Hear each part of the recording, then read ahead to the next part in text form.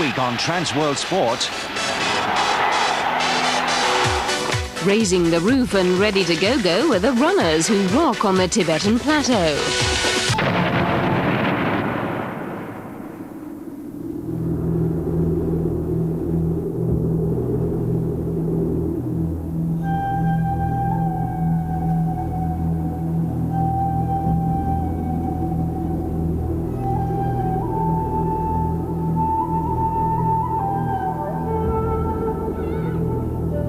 For thousands of years, the landlocked country of Tibet has been a realm apart.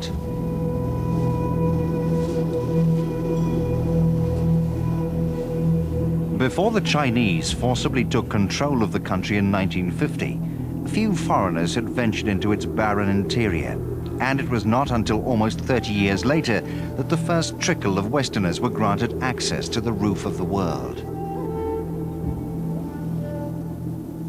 This month, a group of 27 athletes, doctors and organizers arrived in the country to embark on an epic journey that was to culminate in the Tibet Everest SkyMarathon. At over 14,000 feet, it's the highest marathon in the world.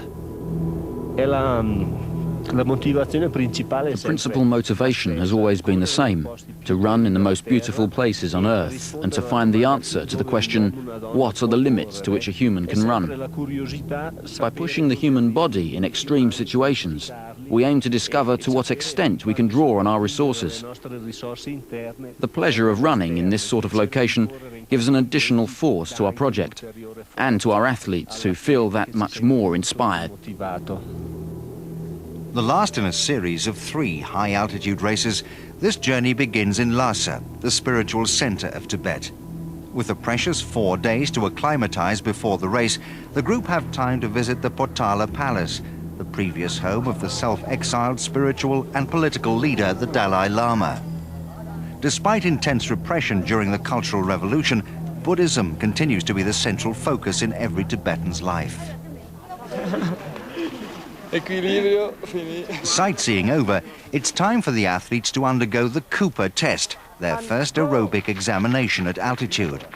Fitted with heart rate monitors, they must run as far as possible over a 12-minute period, doctors recording their pulses at specific intervals. Under the guidance of Dr. Sergio Roy of the Brescia Marathon Center, the Cooper test will help to determine the optimum speed for each athlete to race the marathon. The favourites are 2 Kenyans, Andrew Masai, who's ranked number 3 on the all-time half-marathon list, and 40-year-old Barnabas Katui. But it's last year's winner of the Sky Marathon, American Matt Carpenter, who leads the test, covering a total of 3,460 metres, 100 metres more than second-placed Masai. This doesn't matter. This is a test. The race is coming up. For the women, Britain's Helene Diamantides and Italian Gisela Bendotti appear to be the strongest in the group, both running over 2,600 metres. The test went really well, but it's extremely hard to run at this altitude. You're out of breath very quickly, your legs go, everything goes. But I think it's really useful for us to do it just to learn how we'll perform in the marathon. After a night's rest, the athletes begin a 2-day journey across Tibet.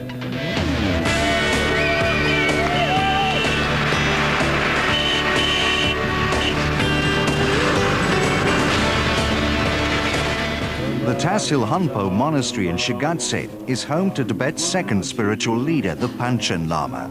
In 1989, the most recent Panchen Lama, his parents and his senior tutor all died in quick succession, allegedly from heart attacks. A 26-meter-high gold-plated Buddha remains the focus of worship.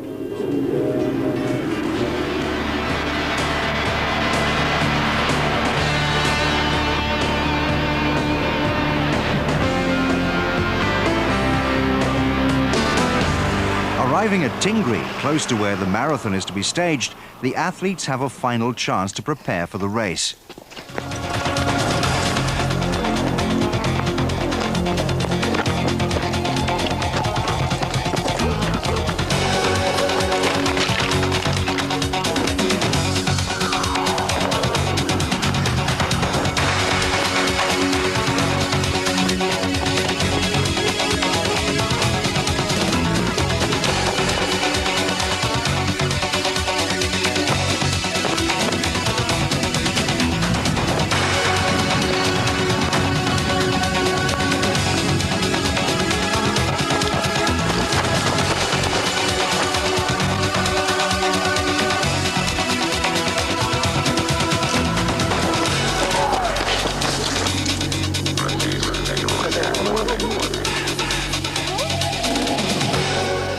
race day, overlooked by the greatest mountain on Earth.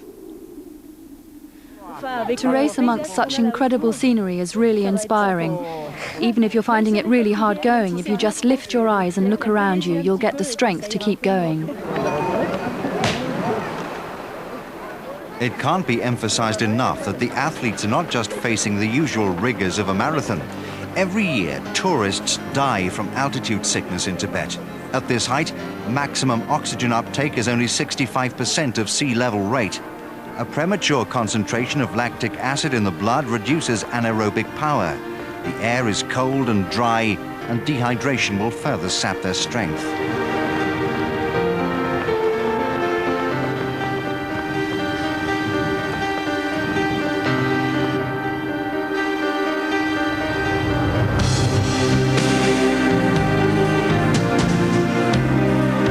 From the start, it's the two Kenyans and Matt Carpenter who build a substantial lead.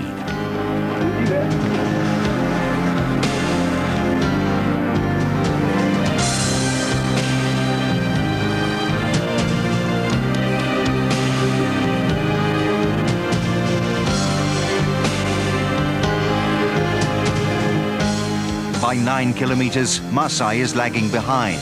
With each step, Carpenter and Katui strengthen their advantage.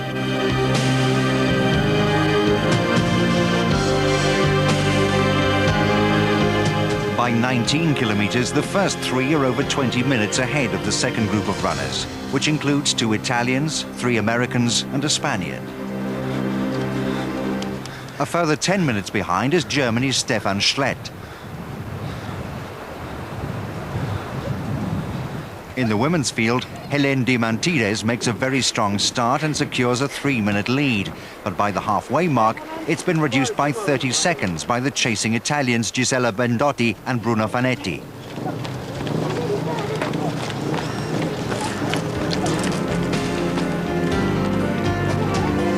By 32.3 kilometers, Katui has slipped behind the American.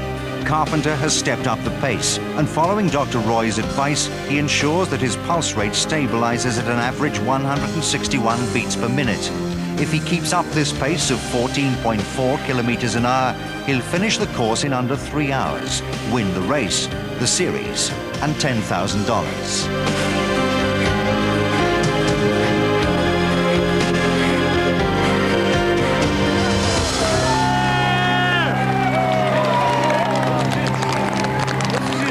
As predicted by Roy, Carpenter crosses the finish line in an incredible 2 hours, 56 minutes and 8 seconds. Fantastic. You see it. Running in such hypoxia is just total nowhere. I put one foot in front of the other until I saw the finish sign, and it kind of helped on the way back. I saw one of the Kenyans laying down, so that was good. Back on track, Katui approaches the last kilometer a full 12 minutes behind the American. Alongside him, his fellow countryman Masai is being driven off in a bus, having collapsed on the course from a leg injury and poor acclimatization. He's not the day's only victim. Everyone's battling against the effects of altitude. Little altitude sickness, numb hands, numb arms, tingling all over, sick, cramped. Decided I'd just as soon not get sick out here, 500 miles from the nearest hospital. 5 kilometers from the finish, Helene Diamantides is caught by the Italians. Gisella Bendotti goes into the lead, followed closely by last year's winner, Bruno Fanetti.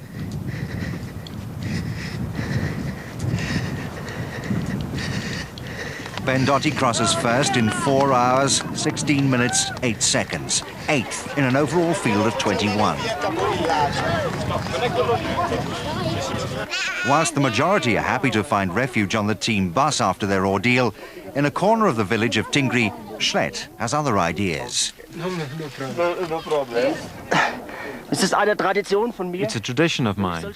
When I've accomplished something extreme like this, I do 50 press-ups because I feel that as I've assaulted my legs for so long, I also need to do the same to my arms. Whatever their idiosyncrasies, everyone who crosses the finish line has reason to celebrate. Well done! Oh, ciao.